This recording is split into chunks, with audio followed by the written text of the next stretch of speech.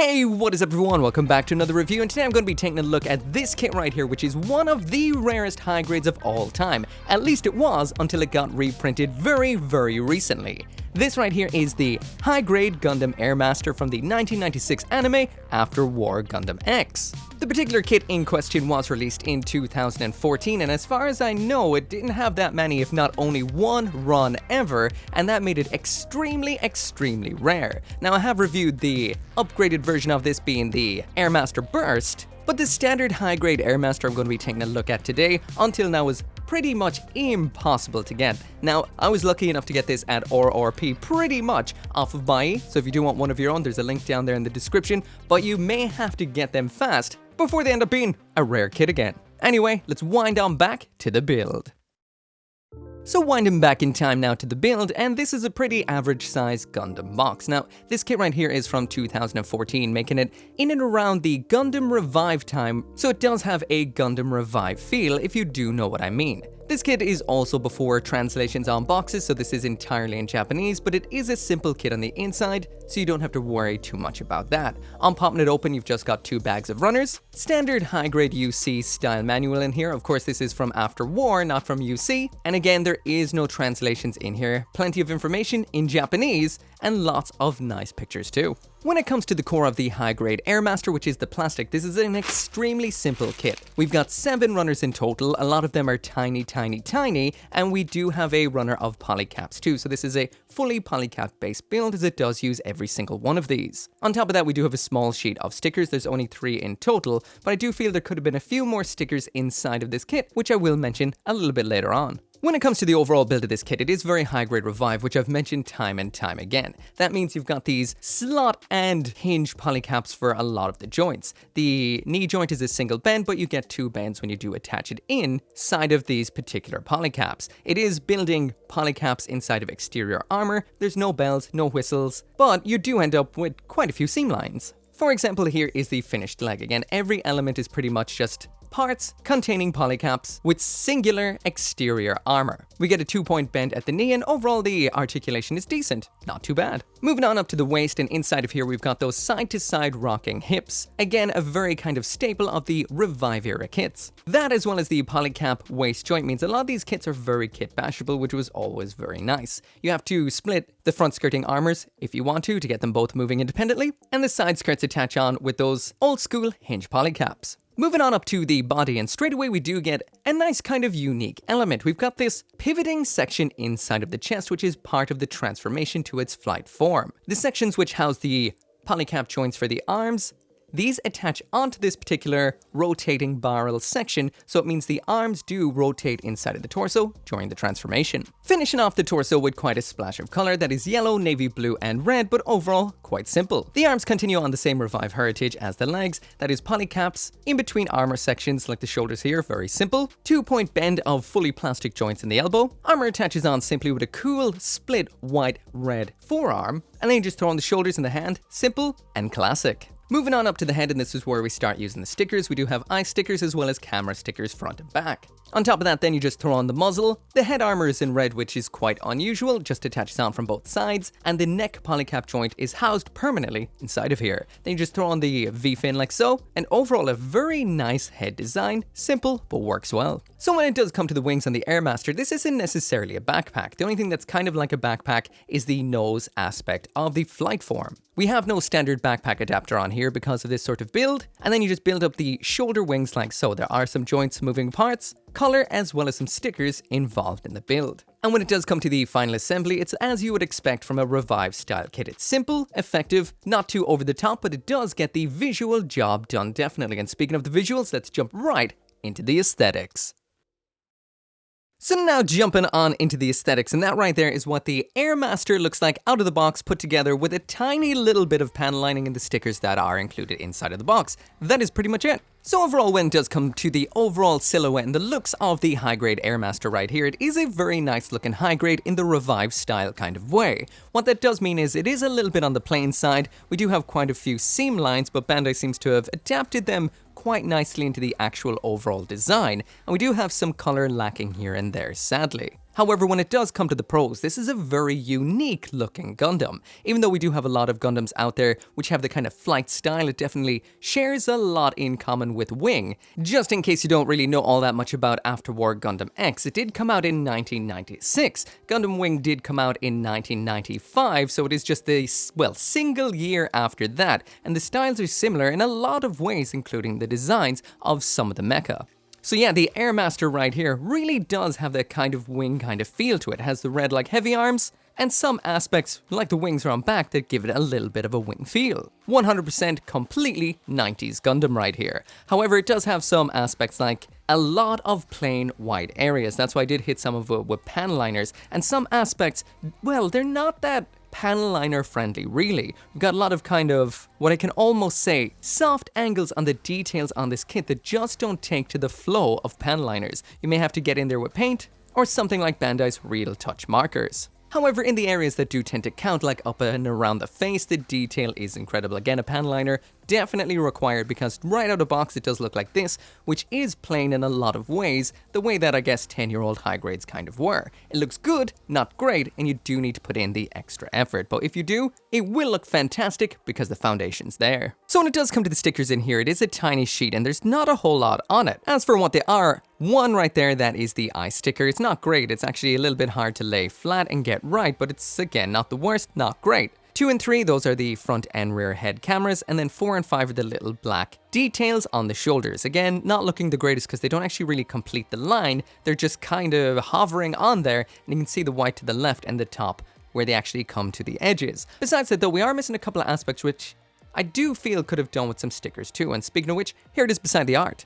Anyway, throwing the high-grade Gundam Airmaster down with the original art, and first off, I guess you could say that it does kind of lose some of the 90s character. When it does come to a lot of gunpla, especially post-Revive era, they're kind of bringing them to the Gundam look standard, as opposed to making them look the 90s kind of look. This may be to or against your own personal preference, but it does homogenize the high-grade line. Now when it does come to colors, we are missing a couple of things. Most definitely some of the red from up on this little segment right here. That is meant to be red towards the back, but there is no sticker included, which is a little bit of an odd choice. Also, some aspects like the inside of the thrusters on the sides of the legs, like this just right here, is just plain white. Again, this is something easy enough to spray yourself. You can just mask and spray, or just hit it with something again like a Real Touch marker, where you can get a kind of nice recessed black in there. Overall, not the worst. Flipping on around to the back, and as you can see, besides maybe some commentary on the proportions, not having the big, bulky, chubby 90s kind of look, essentially it is pretty much fully color accurate. The only thing I can see that we are missing is the color separation on the thrusters around on the bottom of the rear of the legs. Besides that though, we do have some nice color separation overall. When it does come to those gunpla sins, aka the nubs, the seams, and the molds, this isn't really all that bad. Now I will mention there was some nubbage going on when I was snipping it out, but I wasn't being overly cautious with it. I do see a little bit of a nub there in the red. Again, that's a surface nub, so it can stand out a little bit more, but as you can see, it's not overly woeful. Nothing here is too bad. Again, the red can mark a little bit like you'll see on Gundam feed all the time. Just snip that from a little bit of a distance and file it away, and you'll have a much better time. The seam lines, as we tend to see sometimes when it does come to Revive style kits, aren't that bad. This has been adapted in nicely by Bandai, adding a gap into the molding to make it look like it's a little bit more pronounced, as in it's an actual panel line in between. Also, other places like the forearms where you sometimes see some, again we've got a pair of different colors which separates it nicely, and again up on the shoulder they have made it into a little bit of a panel line style, so it's not so bad. We do have some seam lines in some aspects around the backpack, because Bandai does tend to not really hide things around in the back too much, but overall the only really thing that I'd mention about this kit that could be considered a bit negative is just the lack of color separation. The actual design and mold of the kit itself is really good. Anyway, jumping into that full 360-degree spin so you can see all of the details, all of the everything for yourself. In case there's anything I forgot to mention, you can check that out. Again, this is overall very, very nice. The silhouette itself, incredibly, incredibly nice. The color separation is pretty much 90%, and anything that isn't really color separated is a bit of a recessed part, which can be easy enough to color up. And any other kind of issues like the thrusters around the back of the legs, they're around the back, so even if you don't do the craziest perfect paint job, you won't really be noticing it most of the time. Overall, they've put a lot of nice detail into a lot of places where it does count. The color separation in the body and up on the head is very, very, very nice. And overall, this is a great Gundam design. I love this to bits. It's pretty much a 90s Gundam that doesn't get as much love as, say, something from Gundam Wing, so it is nice to see it and finally be able to get one. Anyway, size comparison time. In universe, the Airmaster is 17.3 meters, so that does mean it's not as small as a wing unit, but not as big as a UC unit. The kit right here measures in at about 12 centimeters, which means it is perfectly 1/44th scale. So as you can see, throwing it in between two RX-78-2s, that's the Revive on the left and the Real Grade 2.0 on the right. As you can see, it is a smaller unit than your average Gundam. Moving on through some other kits, there it is beside the high-grade Airmaster Burst, high-grade Gundam EX, high-grade Gundam Barbatos, high-grade Gundam Freedom, high-grade Gundam Ariel, and the high-grade G-Quax. So now jumping right on into the accessories, and here's the high-grade Airmaster with absolutely everything that it comes with. And as you can see, there's not a whole lot inside this box, which again is kind of par for the course for a Revive-style kit. There are no hand options included besides the two that are attached. We've got the two Buster Rifles, as well as these two shoulder missiles. Again, light on the accessories, but let's check them out. So first up in here is the hands. They're your standard style holding hands. Well, they're not entirely standard. We do have an extended trigger finger, which does look pretty cool. Even when there's nothing inside of the palm of the hand, we do kind of have a little bit of a molded handle, as you can see right there. Overall, they are fairly plain. They are grey on the front and back, so it does mean if you do actually buy these sold separately, Bandai 1/44th scale hands, they will fit right in case you are looking for some posed alternatives. So now moving on into the weapons that we have in here, and first off is the main armaments of the Airmaster, which is the pair of Buster Cannons. So again, somewhat similar to Wing, just maybe not as fancy. So these are just solid weapons, so there's nothing actually going on in these. They're just half and half. You pop them together just like so. Super simple, nothing too incredible to be seen. Now it does come to attaching them. We've got a handle for in the hands and a little bit of a tab for on the side skirts. So when it comes to attaching these Buster Rifles into the hand, this does work out pretty well. It's the old school sandwich style, so it means you separate the hand in half, throw this on like the ham in the sandwich, and then close up the hand. However, the trigger fingers actually do go around the triggers here, which is very impressive for a simple hand design. So I do have to hand it to Bandai for doing that. They are a little bit loose in the hand, so you do have a little bit of wiggle when it is in a pose. And speaking of getting it into a little bit of a pose, I threw it up in a stand first. You guys always ask me what stands do I use. This is the hexagonal simple stand by Good Smile Company. You get 3 in the pack for about €12 or dollars, so these are fantastic. They're strong and they work great for 1/44th scale kits. Anyway, there it is in a little bit of a pose, and it works out very well. It's easy to pose. Some of the joints are very kind of soft on this kit, so I do expect them to loosen up over time. I especially did notice it on the Airmaster Burst that over time it has gotten a little bit on the loose side. So whatever joint tightening no jutsu you prefer, I recommend doing it while you're building this kit. So when these Buster Rifles are not in use, we do have some storage on the particular unit right here, so all you have to do is pop them out of the hand, and we have little slots in the sides of the side skirting armors. This is for the tab on the side of the rifles, and you just pop it on like so. It's a nice tight fit, and it looks pretty cool when they are attached on. Simple. Next up here, and the second and final pair of equipment items are the shoulder missiles. These are pretty simple. They're just white missiles tabbed into some grey holding sections. There's not really too much more to them. As you can see, there's not really much going on at all with these. They're just a bit of white plastic, and from below, if you flip this around, it's tabbed on in like so. So there is no way to actually have these displayed in the air besides attaching them on to maybe some kind of action base with a little bit of a claw or something, and hiding the little tab aspect which sticks out from the bottom like so. As for attaching them onto the Airmaster, it's very simple. On the tops of the shoulder segments, or should I say the wing sections, we do have these two slots. You just pop them on like so, 1 and 2, and that is it. They don't actually do anything. They're just an optional accessory to have them equipped or not equipped. That is all, simple, and does what it needs to do. So now jumping on into the articulation, and the usual kind of comment on the build. Now this is a little bit on the floppy side, so this is kind of the case a lot of the time with some of these older high grades. I do recommend tightening it up as you go along with something simple like a joint tightening pen or something similar. Otherwise it will get a little bit floppy over time in a lot of places. So throwing it into the usual test pose, and as you can see, it doesn't do incredibly great here. It does okay, not great. A lot of the joints are a little bit on the loose side, like I mentioned multiple times already, so I do recommend tightening up, and the range of motion here isn't great. When it is in the final pose, like you can see right there, it gets decently well down into a lunge. Again, this is a Airmaster, not a Ground Master, so I can't really hold that against it too much, but when it does come to the articulation, the main limitations tend to be the usual kind of old school high grade thing, being the torso doesn't have much of an ab crunch to it at all, and the feet do have a little bit of limitations when it comes to the side to side pivot. Overall pretty good though, and it's nice in the sky. Alright, so moving through the articulation, and to do that first I'm just going to pop off the wings up here because they kind of get a little bit in the way of seeing what's going on and are a little bit on the confusing side, but I'll pop them on again at the end. So multiple times throughout this I did mention this is your typical Revive style polycap build kit. So there's your head up and down, again kind of loose, and there's the side to side, so decent.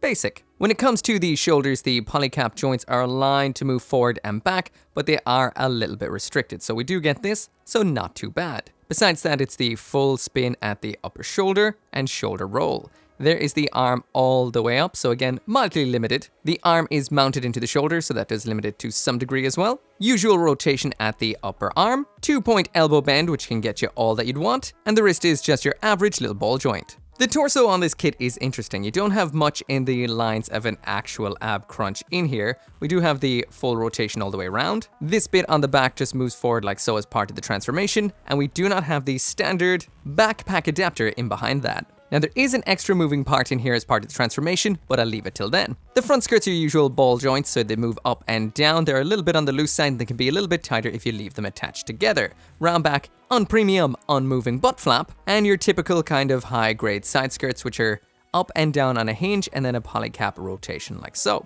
The hip pegs move up and down side to side like so, both move together. When it comes to the kicks at the legs, there it is all the way up to the front.